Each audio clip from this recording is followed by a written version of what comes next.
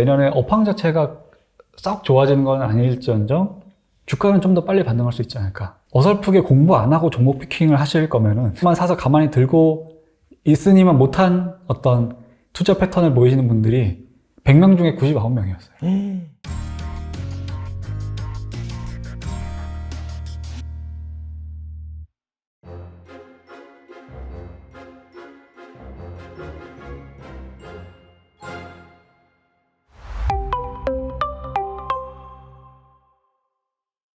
앞서서 이제 한 10개 넘게 이제 종목이 많이 있다라고 한다면은, 좀 강한 표현을 쓰셨는데 주식을 다시 배워야 된다. 네. 그러면 약간 좀 의문이 드는 게 이런 거 있잖아요. 개인 투자자들이 가져갈 수 있는 적정 종목의 개수? 어느 정도라고 생각하세요, 그러면? 저는 투자 경력이 짧은 분들, 뭐 2, 3년 이내라고 하면은 오히려 많이 가져가시지 않기를 권하거든요. 그래서 책에도 이야기를 했지만, 좀 과감한 분들이라면 한 3개 정도 분산해도 되고, 네. 3개에서 8개 사이 정도면은 괜찮지 않을까 생각을 해요. 근데 8개를 넘어간다 그러면, 네. 제가 공부했을 때를 돌아봤을 때, 개별 기업에 대한 의미 있는 모니터링이 안 되거든요. 사두고 방치하는 경우도 많아요. 그래서 너무 많지 않게 가져가시는 게 좋을 것 같고, 어느 정도 시간이 지나면 내가 좀 여러 종목을 분산해서 투자하는 게 맞는 분도 있을 거고, 집중을 해서 투자하는 게 맞는 분도 있을 거고, 그거를 스스로 깨닫게 될 텐데, 그 전까지는 너무 많은 거를 다 사두고 고생하지 마시고, 한 3개에서 8개 정도 풀로 선별을 해놓고, 조금씩 본인의 어떤 알고 있는 기업의 스펙트럼이 늘어남에 따라서 뭐 원하면 더 늘린다든지, 그런 식으로 하시는 게 좋지 않을까라고 저는 추천을 드려요. 그러니까 이게 뭐 적정 종목수가 딱 정해진 건 아니지만은, 네. 투자 경력이 짧은 사람들은 확실히 좀 초반에 시행착오를 겪을 수도 있고, 그런 종목을 분석하거나 뭔가 투자를 함에 있어서 좀 서투를 수 있으니 적게 좀 가져간 다음에 네. 나중에 좀 경력이 되고, 이게 사람마다 좀 다르잖아요. 약간 네. 집중 투자를 좋아하는 사람이 있고 분산 투자를 좋아하는 사람이 있고, 그게 나와 뭐 맞는지 안 맞는지 그런 부분이 있기 때문에 네. 좀 실력이 쌓인 다음에 뭐 종목을 늘리든지 말든지 네. 결정을 해야 된다. 이제 네. 그렇게 볼 수가 있겠네요. 왜냐면 제가 처음 주식 투자 시작했을 때, 한 1, 2년 차 때, 보유 종목이 50개가 넘었어요. 펀드네, 펀드. 네. 막 5만원씩 사는 것도 있었고, 그랬었거든요. 근데 그게, 이렇게 해서는 관리가 안 된다는 걸 깨달았을 때는 이미 늦었었어요. 이미 막 물린 종목들도 있고 그랬기 때문에. 근데 그거를 자연스럽게 줄여가지고 한 5-6개의 의미 있는 포트폴리오로 재편하기까지 제가 3년이 걸렸어요. 그러니까 그런 시행착오를 겪지 마시라고 저는 꼭 말씀을 드리고 싶거든요. 그리고 뭐, 한 가지만 더 말씀을 드리자고 하면은, 현금도 종목이다. 네. 네. 포트폴리오 관리를 할 때, 특히 초보 투자자분들이라고 하면은, 현금을 10%에서 30% 사이에 보유하고 있는 것만으로도 굉장히 큰 심리적인 안정감을 느낄 수 있기 때문에, 현금 비중을 꼭 유지를 하자라는 걸 말씀드리고 싶습니다. 그러면 이제 종목을 좀 적게 한 3개 정도? 그 정도 네. 가져간다라고 하면은, 이거 인터뷰 질문제는 없는 거예요. 제가 네. 거기서 여쭤보는 건데, 한 어느 정도로 이제 좀 분석을 하는 게 좋을까요? 네. 일단은 개별 종목을 내가 포트폴리오에 편입해도 되는 종목은 어느 정도까지 공부를 해야 되냐라고 했을 때, 이미 투자를 했고 공부를 했기 때문에 재편입하는 건 제외예요. 네. 처음 모르는 기업을 공부한다고 하면은, 일단은 그 기업의 한 10년치 재무제표, 그러니까 실적의 흐름은 다 확인을 해야 될 거라고 생각하고요.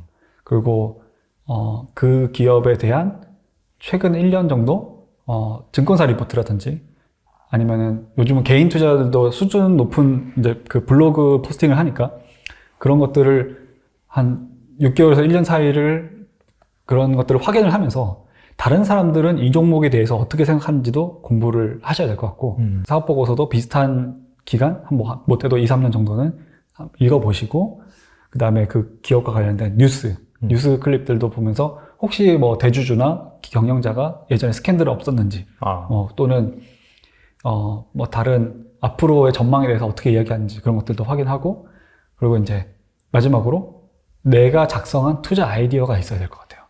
투자 아이디어라고 하면은 단순히 밸류상으로 매력적이고 뭐 재무구조 탄탄하고 배당 많이 주고가 아니라, 이 기업의 지금 말고 미래에 가까운 뭐 6개월이든 3년이든 특정 시점에 지금보다 좋아질 거라고 생각하는 시나리오, 그 핵심 아이디어를 작성을 직접 해보시는 거.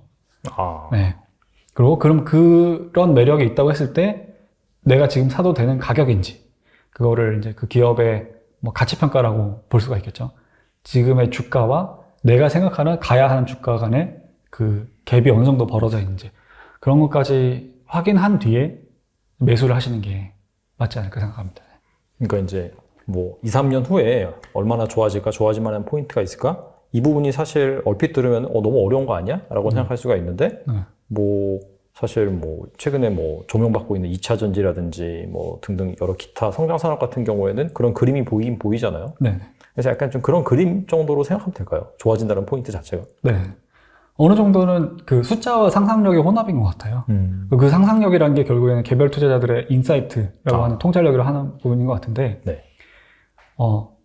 어렵게 생각하실 필요가 없는 게, 당장 내일 날씨 온도가 몇 도인지 맞추는 건 어렵지만, 여름에 겨울보다 따뜻해질 거라는 거는 누구나 알 수 있잖아요. 계절의 변화 알 수 네. 있으니까. 그 정도의 상식만으로도 충분하다고 생각을 하거든요. 그러니까 뭐 예를 들어서 업력이 지난 몇십 년 동안 이만큼 돈을 벌어왔는데 지금은 예전의 주가나 예전의 실적에 비해서 주가가 이만큼 빠졌다고 하면은 다음에 또 돈을 벌면은 이만큼 올라갈 수 있겠구나. 뭐 그 정도만 생각하더라도 2, 3년짜리 투자 아이디어는 되게 많이 얻어낼 수 있거든요. 그런 걸로 생각하시면 되고 거기서 더 뭐 예를 들어서 분기 실적 모멘텀이라든지 그런 것들을 정교한 투자를 하고 싶은 분이라고 하면은 그만큼 발품을 조금 더 팔면 되겠죠. 네, 그렇게 접근하시면 좋지 않을까 생각을 합니다. 네. 뭐 앞으로 이제 이렇게 해야 된다라는 그런 좋은 말씀 많이 해주셨는데, 근데 이게 사람이 망각의 동물이잖아요, 그죠? 지금도 사실 약간 주변 분위기가 약간 따뜻해지고 있거든요. 왜냐면 이제 2,100 정도 찍고 있다가 이제 오늘 기준으로 거의 장중에 2,400을 터치를 했어요. 아, 그랬어요? 네, 장중에 2,400 터치했어요, 지금. 네. 2,399인가 그렇게 마감을 했어요, 지금. 네. 그래서 약간 뭐 종목 장세다 어떤 종목 투자를 해야 되냐면서 막 대화방에서 막 그런 얘기가 나오더라고요. 네. 근데 이게 사실 또 여기가 이제 또 뭐 단기 고점일 수도 있고 또 내려갈 수도 있거든요. 네. 문제는 뭐냐면은 이 과거에 그 힘들었던 시절 내지는 좋았던 시절 이런 것들을 계속해서 잊고 지금 현재 주가 상황에 사람들이 얽매이다 보니까 네. 사실상 이 같은 실수를 계속해서 반복하지 않느냐 이런 것들이 좀 악순환이라고 볼 수 있는데 네. 이런 것들을 좀 반복하지 않으려면 어떻게 해야 될까요? 제가 이제 책에도 언급을 드렸지만 체크리스트를 만들어 놓으시면 도움이 될 것 같아요. 실제로 이거는 이제 병원의 사례인데 네. 어떤 이제 그 의대 교수이자 작가인 분이 체크리스트를 만들어서 병원에 이제 배포를 하고 테스트를 해봤다고 합니다. 근데 그 체크리스트로 이제 의료 과실이라든지 그런 오퍼레이션 상에서 실수를 막을 수 있는 이제 그 매뉴얼 같은 거를 배포를 했더니 굉장히 드라마틱하게 예를 들어 사망률이 47%인가 같이 떨어졌대요. 네, 그 의료 사고율도 30몇 프로 떨어졌다고 하고 투자에도 똑같이 적용할 수 있을 것 같아요. 체크리스트를 가지고 사면 안 되는 종목들은 다 이유가 있거든요. 근데 그런 것들을 아까 망각의 동물이라고 말씀하셨지만 네. 알고 있음에도 불구하고 실수를 하는 경우가 많기 때문에 매수하기 전에 반드시 짚고 넘어가야 되는 체크리스트가 있으면 도움이 될 거라고 생각하고 제가 예시로서 책에서 제안드린 체크리스트는 5개 정도인데요. 첫 번째는 내가 사려고 하는 이 종목이 단기 급등을 해서 내가 지금 추격 매수를 하려는 게 아닌가.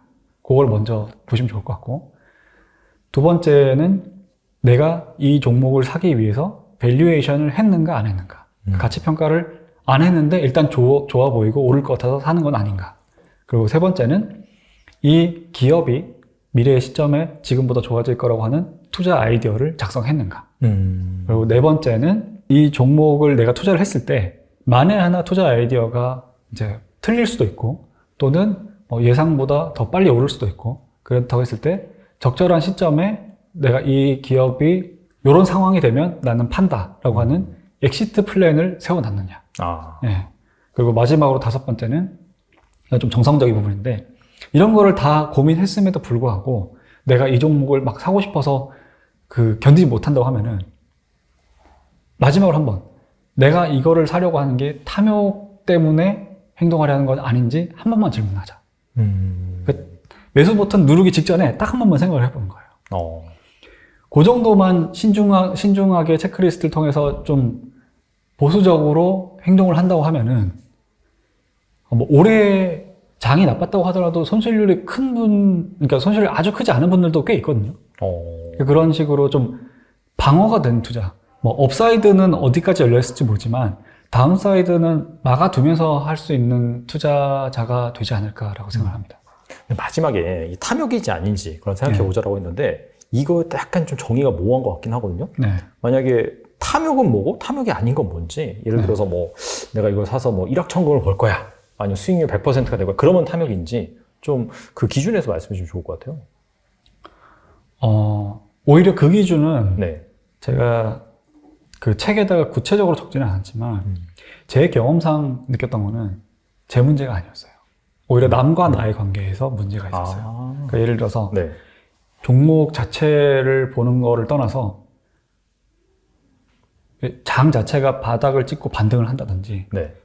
화랑장에서 막 사람들이 돈 벌었다는 이야기가 많이 나온다든지 그랬을 때 좀 마음이 급하게 움직이는 경우가 되게 많았거든요. 흔히 이야기하는 포모라고 하죠. Fear of missing out. 그런 쪽으로 생각해 보시면 좋지 않을까 싶어요. 내가 이거를 지금 예를 들어서 공부한 지 일주일도 안 됐는데 막 살려고 하는 건지 또는 다른 사람들이 최근에 돈 벌었다는 얘기를 들은 적이 있었는지 그런 것들과 좀 더 입체적으로 보면서 나의 탐욕이라는 거를 객관화 시킬 수 있지 않을까 생각합니다. 약간 좀 조급종이랑도 관련이 있겠네요. 빨리 돈을 벌고 싶어서 쟤는 버는데 난 못 벌어 하면서 사실 그렇게 좋은 종목이 아닌 걸 알고 있지만 그럼에도 불구하고 합리화시키면서 좀 매수 버튼을 누르고 뭐 그런 얘기도 하잖아요. 물려야 공부한다라고 얘기를 하잖아요. 그렇죠. 근데 그런 식으로 뭐 매수를 할 수는 있겠지만 그런 식으로 매수를 할 때 한 번에 큰 금액을 매수하지는 않거든요. 근데 욕심 때문에 내 어떤 자금 집행 계획보다 앞서 나가는 경우도 있기 때문에 그런 부분은 좀 피해야 되지 않을까. 네. 그리고 책에 그 주식시장 섹터를 총 13개 정도로 이제 구분을 해 주셨더라고요. 네. 근데 그렇다면 현재 약간 좀 뭐 시장 상황 그런 것들을 반영을 해서 만약에 한 1억 정도 여유 잔금이 있다라고 한다면 약간 좀 그런 분산 투자 내지는 그 섹터 선정 관점에서 어떻게 지금 좀 주식을 담으면 좋을지 말씀해 주시면 좋을 것 같습니다. 1억 정도 여유 자금이 있다면 참 좋겠네요. 일단 좋겠냐가 이제 첫 번째. 네. 사실 뭐 이런 가정법 질문이 뭐 좀 환상일 수도 있지만 만약에 진짜 이런 상황이 있다고 했을 때 그러니까 지금 집행 가능한 자금이 있다고 했을 때 제일 먼저 사야 되는 종목은 제가 보기엔 현금인 것 같아요. 현금. 네. 그게 뭐 앞으로 떨어질 거야 라서가 아니라 내가 계좌를 전략적으로 운영하기 위해서는 현금 비중을 먼저 정해놓고 세팅을 해놓고 나머지를 세팅하는 게 맞는 것 같아요. 그거는 뭐 강세장이든 약세장이든 상관없이 항상 지켜야 되는 부분이라고 생각을 하고 저는 만약에 뭐 사야 될지 모르는 분이라고 하면은 공부한 적이 없다는 거거든요. 그럼 현금 비중을 작게 가져가면 안 돼요. 그러니까 공부가 충분히 될 때까지 좀 크게 가져가야 되고 최소 30%에서 40%는 가져가야 된다고 생각하고요.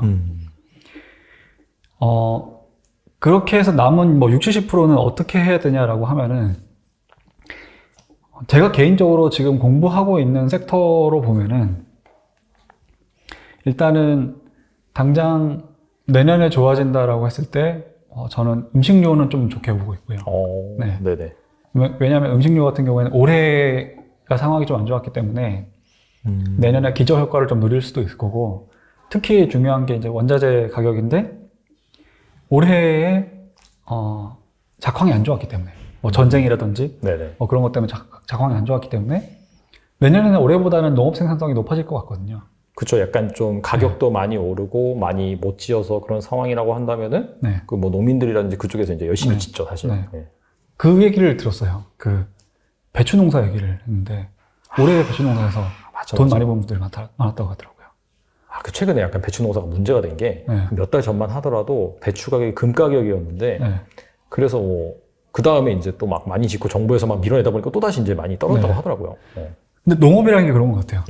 어떤 특정 작황이 좋아지면은 그쪽으로 공급이 몰리면서 가격이 떨어지는 경우를 많이 봤기 때문에 그리고 이제 농사라는 게 1년 단위로 하잖아요. 맞아요. 그러다 보니까 어떤 주식 투자에서 1년 단위 농사를 짓는다고 하더라도 올해 안 좋았으면 내년에는 농업 생산성 때문에 그 농업 원자재를 가지고 가공을 하는 이제 음식료 기업들은 조금 유리해질 수 있을 거라고 보고 있고, 반도체 같은 경우에는 조금 어렵긴 하지만, 그 주가가 변동하는 흐름이 실제 업황보다 약간 선행하는 경우가 많았어요. 그래서 그런 의미에서 반도체도 내년에 업황 자체가 썩 좋아지는 건 아닐지언정 주가는 좀 더 빨리 반등할 수 있지 않을까라는 기대를 좀 조심스럽게 해보고요. 그 다음에 애매한 것들이 올해도 좋았고 내년에도 좋을 섹터들이에요. 아, 그쵸. 네. 네네. 예를 들어서 올해 그렇게 하락장이라고 그러는데 엔터나 2차전지 이런 데는 빠지지도 않았고 2차전지는 오히려 또 막 달려있고 있잖아요. 내년에도 좋을 거란 말이죠. 그럴 경우에 어떻게 하면 좋을까라고 했을 때 저는 약간은 조심스럽게 접근을 하되 언제든 기회는 노리고 있어야 된다고 보고요. 이미 보유를 하셨던 분들이면 지금 마음 편할 거예요. 근데 새로 진입을 해야 된다라고 고민을 한다면은 어느 정도는 시장 전체가 안 좋을 때 사는 게 맞는 것 같고요. 그렇게 보면은 공부를 하면서 이쪽 섹터를 사고 싶다고 하면은 그 사고 싶은 분량만큼을 현금을 미리 좀 준비를 해두는 것도. 그러니까 기본적인 현금 비중이 아니라 뭔가를 사기 위한 현금도 따로 이제 가지고 있으면 좋을 것 같습니다. 조선도 비슷한 것 같아요. 조선 같은 경우에도 올해에 이제 실적 턴어라운드가 시작이 됐고, 네. 앞으로 계속 성과를 올려받은 것들이 계속해서 이제 매출이나 영업이익에 인식이 될 거기 때문에 향후 3년은 점진적으로 좋아질 것 같은데 주가가 그렇게 싸거나 그렇지는 않을 거거든요. 네, 그래서 그런 부분도 좀 비슷하게 볼 수 있을 것 같고, 증권이랑 건설 쪽도 레고랜드 사태 때문에 지금 좀 안 좋아지긴 했지만, 네. 그래서 요런 어떤 금융 리스크를 극복을 하게 되면은 업사이드가 되게 큰 가격대에 갈 수 있을 거라고 생각을 해요. 네.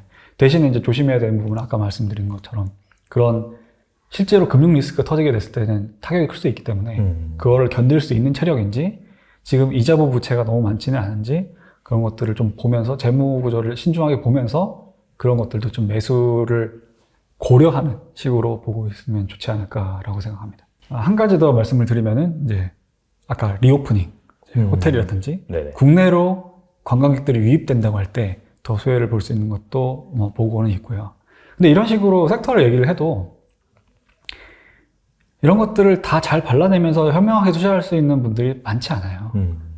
그래서 어설프게 공부 안 하고 종목 피킹을 하실 거면은 저는 그냥 삼성전자 잔뜩 사서 현금 30대 삼성전자 70 정도로 이렇게 묻어두고 계속해서 분할 매수를 하든지 그런 식으로 하면서 그냥 좀 2, 3년 뒤를 보면서 그 본업에 집중하시는 게 나을 수도 있다고 봐요. 왜냐면 제가 이런 강의도 하면서 네. 다양한 투자분들을 뵀지만 제가 봤을 때 그냥 삼성전자만 사서 가만히 들고 있으니만 못한 어떤 투자 패턴을 보이시는 분들이 100명 중에 99명이었어요. 굉장히 드문 한 100명 중에 5명 정도만 네. 제대로 공부를 하고 깊게 리서치를 하고 그에 따른 의미 있는 알파를 가져가고, 나머지 분들은 그냥 종목 피킹 안 하고 삼성전자랑 동행만 해도 노후 준비는 충분한데 굳이 안 써도 되는 본인의 능력을 발휘하면서 이렇게 손실을 보는 분도 있거든요. 그래서 만약에 지금까지 말씀드린 것들이 너무 귀찮게 느껴지거나 잘 모르겠다 그러면은 그냥 지금 이미 물려 있을 수도 있겠지만 계속 물타기 하면서 삼성전자를 쥐고 버티시는 것도 저는 나쁘진 않다고 봐요. 그러니까 100명 중에 99명이 사실 그런 종목에 대한 리서치라든지 그런 것들 깊게 하지 못하고 네. 여러 그런 백화점처럼 종목을 가지고 네. 있다가 사실상 그 삼성전자 하나만 들고 있는 것보다 못한 성과를 냈다. 네. 그렇게 볼 수가 있고, 그러면 사실 간단하게 생각하면 이거네요. 그냥 삼성전자 하나만 좀 들고 있어도 사실 한 상위 5% 정도는 할 수 있다. 그렇게 이제 결론을 내려볼 수가 있겠네요. 사실. 네네. 그래서 사실 이런 얘기를 드리면 제 입장에서는 제가 할 거리들이 없어지긴 해요. 근데 그럼에도 불구하고 네. 솔직하게 말씀드리면 그게 맞는 것 같아요. 네. 그래서 이제 제가 그럼에도 불구하고 책을 쓰고 이런 식으로 계속해서 투자자분들이랑 소통을 한 이유는 내가 그런 어떤 철저한 간접 투자가 맞는 사람인지 어떤 내 능력을 발휘한 직접 투자가 맞는 사람인지를 그런 책을 본다든지 주식 공부를 하면서 자기 자신의 어떤 투자자로서의 자아를 찾아가야 되기 때문에 그 과정에서 어떤 필요한 정보나 그런 인사이트로서 이제 좀 제가 책을 쓰기도 하고 강의도 하기도 하고 그렇게 하고 있습니다. 네. 오늘 나와주셔서 정말 좋은 말씀 많이 주셨고, 그 다음에 항상 줌으로 뵙다가 이렇게 실제로 보니까 너무 좋긴 한데, 저 끝으로 이 투자자분들 위해서 한 말씀만 부탁드립니다. 네, 뭐, 아직, 뭐, 최근 며칠 사이에 분위기가 좀 좋아지긴 했지만, 그래도 아직은 감정적으로 좀 힘드신 분들이 많을 거예요. 그래서 그런 말씀을 드리고 싶은 게, 한두 번의 투기로 돈을 버는 거는 불로소득이 맞다고 봐요. 근데 장기적으로 투자를 하면서 자산을 꾸준히 늘려가는 거는 절대로 불로소득이 아니거든요. 노동소득이라고 생각합니다. 노동소득인데 지적 노동이 아니라 오히려 감정 노동이라고 생각해요. 특히 요즘 같은 하락장을 견디는 거는 극심한 감정적인 스트레스를 겪게 되고, 근데 이런 하락장에서의 감정적인 스트레스를 겪어야지 돈을 벌거든요. 그런 걸로 비유를 해볼게요. 감정 노동으로 대표적으로 뭐 서비스 직종 종사자분들, 뭐 콜센터 직원분들, 이런 분들이 힘든 이유가 그런 거잖아요. 고객들의 갑질 같은 거를 당할 때잖아요. 투자자들도 갑질을 피해갈 수가 없어요. 누구의 갑질 때문에 감정 소모가 이루어지냐? 미스터 마켓인 거죠. 그래서 미스터 마켓이 어떤 어마어마하게 돈을 많이 줄 수도 있는 갑질 고객인 감정 노동을 하고 있다. 그렇게 생각을 하면은 네네. 지금의 그런 힘든 기분들을 좀 더 필연적으로 받아들이실 수 있을 거고, 그렇게 해서 기다리다 보면은 또 좋은 결과를 얻을 수 있지 않을까, 그렇게 생각을 합니다. 네. 뭐 지금 사실 상황이 아시다시피 작년 하반기부터 시작된 하락장, 그로 인해서 뭐 대부분의 투자자 계좌들이 이제 퍼렇게 물들어 있는 상황일 텐데, 뭐 이 상황에서 정말 뭐 몇 배 오를 쪽 뭐 그런 게 있어봤자 큰 와닿지가 않아요. 왜냐하면 대상태 물려 있기 때문에. 그래서 정말 이번에 출간하신 책 자체가 왜 이제 투자를 실패하는 것이고, 이 실패를 어떻게 하면 극복할 수 있는지, 앞으로도 이런 상황이 발생했을 때 또 내가 이런 상황을 잘 또 이렇게 대비를 할 수 있는지, 그 부분에 대한 내용이기 때문에 꼭 한번 읽어보시고 또 이런 어려운 상황 속에서도 꼭 성공 투자하셨으면 좋겠습니다. 네, 여신우 작가님 나와주셔서 감사합니다. 네, 감사합니다. 2020년, 2021에 돈 못 번 사람들은 정말 부끄러워요. 그건 아무나 돈 벌 때예요. 모든 사람이 돈 버는. 근데 그게 저는 또 2030년 전후로 온다고 봐요. 그럼 그때까지 아무것도 안 하냐? 아니거든요. 그때 왔는데 여러분 준비를 안 하고 있으면 못 잡아요.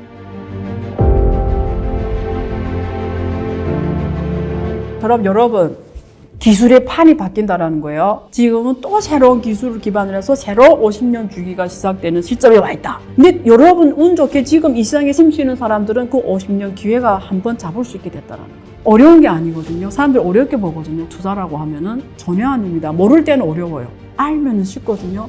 근데 이런 얘기를 누가 해주네 안 해주네에 따라 하늘과 땅 차이입니다. 그런 얘기를 해줄 거예요. 98년에 구글, 애플, 중국의 알리바바, 텐센트, 아마존 이런 기업들처럼 그 시작점이다 지금. 그런 사람들이 2.5% 안에 있는데 maybe 당신이 그 2.5% 들 수가 있다. 그런 시야, 인사이트를 주는 시간이 되도록 제가 하려고 하는 겁니다.